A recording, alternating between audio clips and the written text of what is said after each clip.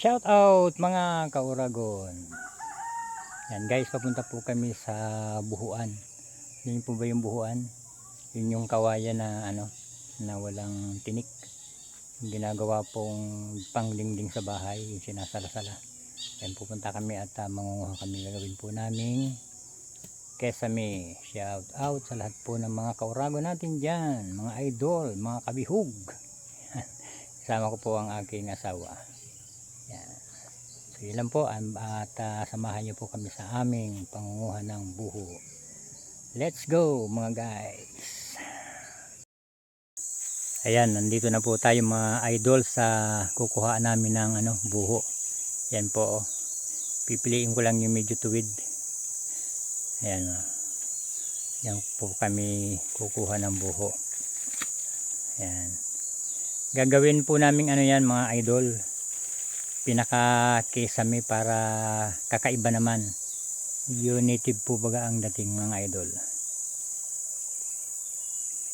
Ayan. Yan, mangunguha po ako. Pipiliin ko lang po yung medyo okay. At puputol-putulin ko na rin dito. Okay.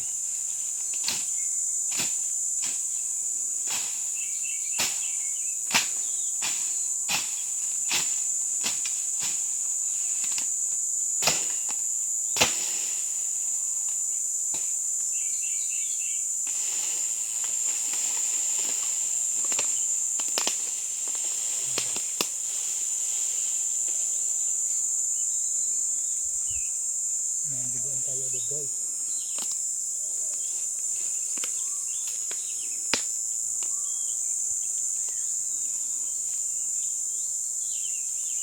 Natusok ako guys ng kawayan.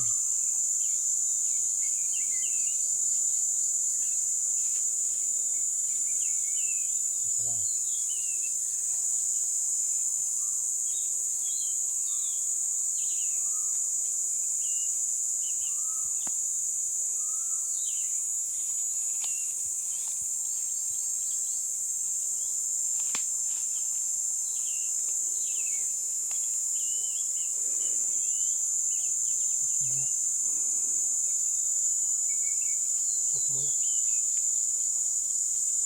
Off muna. Nasugatan ako guys ng kawayan. Ito pala ito matuli.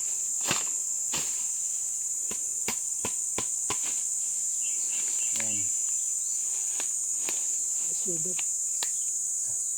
Pero bali wala guys, walang problema. At lang naman, natusok lang, maliit lang. Kaya lang siyempre may dugo pa tayo kaya nanduguan. Lolo Mitch, huwag ako marirestrict ha. Huwag violation ha kasi naman, hindi naman malala ito, mild lang. Lalagyan po natin ng hagunoy, Bulacan. Ito. Pakita ko sa inyo guys kung ano yung hagunoy.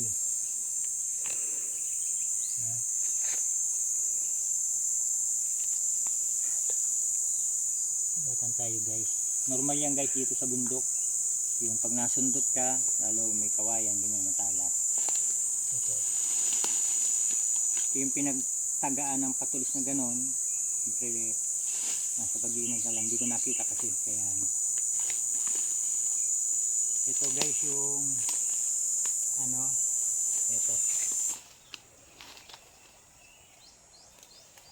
ito guys yung hagunoy na tinatawag, yung pinakikita ng ibang mga vlogger na gamot. Ito po katumbas na parang betadine siya mga guys. Kukuha ka ng dahon ito, ayan, tapos medyo tandaan nyo ito guys, pag kayo nasugatan, nasa bundok kayo, ito yung tinatawag na hagunoy ang po ng sugat. Ayan.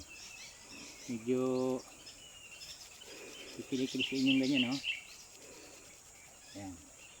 Tapos pagkaka medyo na po yung katas po nito. Ayan, yung katas, meron siyang kunting katas, yun ang ipupunos mo dito sa kung saan kayo nasugatan.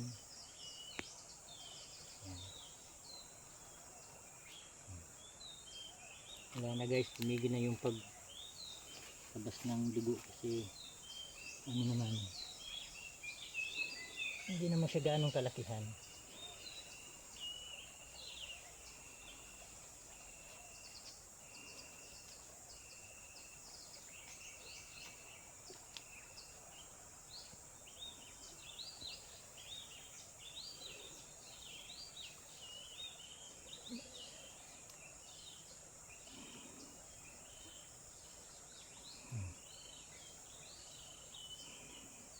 Yung katas po niya na lumalabas, yan ay pinaka-betadine po yan.